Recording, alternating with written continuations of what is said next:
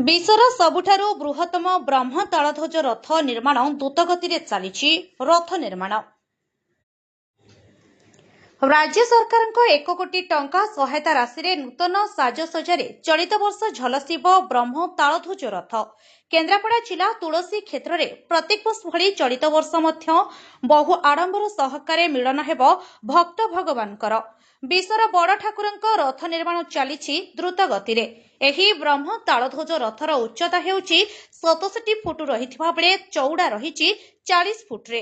40 foot रथ चक 14 गोटी और आख 7 गोटी थिबा बेले चक उच्चता 6.5 फुट रहिथिबा बेले जहा विश्वर सबुठारु बृहत्तम रथ भावे ख्याति रहिची।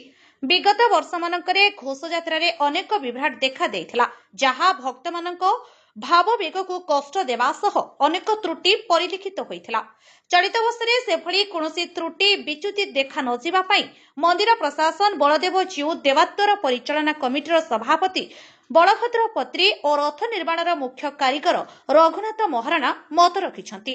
विगत वर्ष मानकरे समस्त समस्या को चलित वर्षरे संपूर्ण भावे समाधान करा जाउथिबा बेले रथ दांडरे आर&डीवी करुथिबा पिचु प्याच को नहीं संदेह सृष्टि करुछि, जहा रथ दांडरे रथ मोड़ नेबारे समस्या देखा जाई पारे।